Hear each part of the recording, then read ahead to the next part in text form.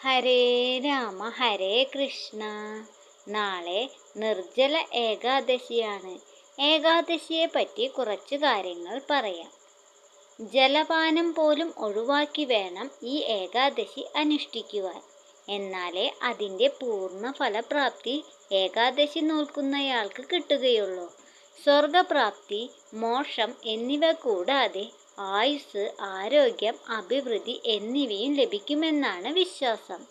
ജ്യേഷ്ഠമാസത്തിലെ വെളുത്തപക്ഷ ഏകാദശിയാണ് നിർജ്ജല ഏകാദശി എന്ന് പറയുന്നു. അധികമാസ സഹിതം ഒരു വർഷത്തിൽ വരുന്ന എല്ലാ ഏകാദശി വ്രതങ്ങളും അനുഷ്ഠിക്കുന്നതിനുപരിയായി നിർജ്ജല ഏകാദശി അനുഷ്ഠിക്കുന്നത് വഴി എല്ലാ ഫലങ്ങളും പ്രാപ്തമാകുമെന്നാണ് പറയുന്നത്. നിർജ്ജല ഏകാദശി പഞ്ചപാണ്ഡവരിലെ ഭീമന് വേദവ്യാസൻ ഉപദേശിക്കൊടുത്തതിനാൽ പാണ്ഡവ ഏകാദശിയെന്നും ഭീമ ഏകാദശിയെന്നും അറിയപ്പെടുന്നു. നിർജ്ജല ഏകാദശിയെ പാണ്ഡവരും ഭീമനുമായും ബന്ധപ്പെടുത്തിയിട്ടുള്ള കഥയാണ്.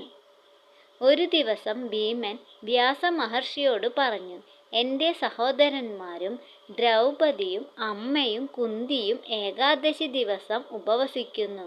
അവർ എന്നോടും ഉപവസിക്കാൻ പറയുന്നു. എനിക്ക് വിശപ്പ് സഹിക്കാൻ പറ്റുന്നില്ല. ഞാൻ ദാനം നൽകിയും ഭഗവാൻ വാസുദേവനെ അർച്ചന ചെയ്തും സന്തോഷിപ്പിച്ചുകൊള്ളാം.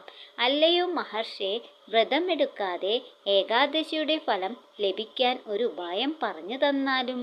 ഭീമൻ പറഞ്ഞത് കേട്ട് വ്യാസമഹർഷി ഇങ്ങനെ പറഞ്ഞു, നരകത്തിൽ പോകാതെ സുരക്ഷിതമായി സ്വർഗത്തിൽ പോകണമെങ്കിൽ ഏകാദശി വ്രതം എടുത്തേ മതിയാവൂ.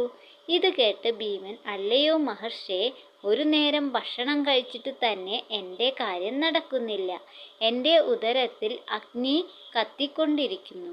ആവശ്യത്തിന് ഭക്ഷണം കഴിച്ചിട്ടും എൻ്റെ വിശപ്പ് മാറുന്നില്ല.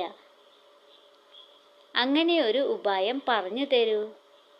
എന്ത് ചെയ്താലാണ് എനിക്ക് സത്ഫലം ലഭ്യമാകുക? ജ്യേഷ്ഠമാസത്തിലെ ഏകാദശിക്ക് വെള്ളം കുടിക്കാതെ ഉപവസിക്കുന്നതാണ് ഉത്തമം. പഴവർഗ്ഗങ്ങളും മറ്റു ഭക്ഷണങ്ങളും ഭക്ഷിക്കരുത്. വായുവല്ലാതെ എന്തു ഭക്ഷിച്ചാലും ഉപവാസം മുടങ്ങും. ജീവിതത്തിൽ ഈ വ്രതത്തിൻ്റെ ശരിയായിട്ടുള്ള അനുഷ്ഠാനം ഉൾക്കൊണ്ടുകൊണ്ട് ഉപവാസം അനുഷ്ഠിക്കണം. അങ്ങനെ ചെയ്താൽ മുമ്പുള്ള ഏകാദശികളിൽ അന്നം കഴിച്ചതിൻ്റെ പാപം തീരുമെന്ന് പറയുന്നു.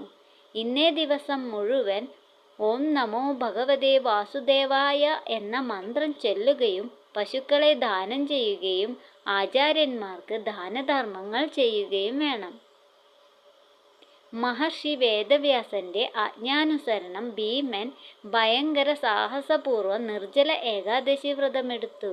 ദ്വാദശി ദിവസം കാലത്ത് തളർന്ന് ബോധം മറിഞ്ഞ് കിടക്കുന്ന ഭീമനെയാണ് സഹോദരന്മാർ കണ്ടത്. അവർ ഗംഗാജലം തളിച്ച് ഭീമനെ ഊർജ്ജസ്വലനാക്കി എഴുന്നേൽപ്പിച്ചു. അങ്ങനെ ഭീമൻ തൻ്റെ സർവ്വ പാപങ്ങളിൽ നിന്നും മുക്തനായിപ്പോന്നു. അത്രയും ശക്തിയുള്ള വ്രതാനുഷ്ഠാനമാണ് നിർജ്ജല ഏകാദശി വ്രതം. ഈ നിർജ്ജല ഏകാദശിയുടെ മാഹാത്മ്യം ഭീമനായി വിശദീകരിച്ചതിനാൽ ഇതിനെ ഭീമ ഏകാദശി എന്നും പാണ്ഡവ ഏകാദശി എന്നും പറയുന്നു. അതായത് എല്ലാ വ്രതങ്ങളിലും വെച്ച് ഏറ്റവും പ്രധാനപ്പെട്ട വ്രതമാണ് ഏകാദശി വ്രതം എന്നാണ് പറയുന്നത്.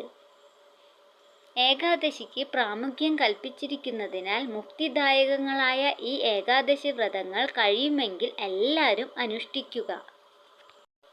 എല്ലാവരും നിർജ്ജല ഏകാദശി നോറ്റ് സാക്ഷാൽ വൈകുണ്ഠനാഥനായ ശ്രീ ഗുരുവായൂരപ്പൻ്റെ അനുഗ്രഹം നേടാനും അതിലൂടെ ഏവർക്കും വൈകുണ്ഠലോകം പ്രാപ്തിയും നേടാൻ കഴിയുന്നെന്ന് പ്രാർത്ഥിച്ചു കൊള്ളുന്നു.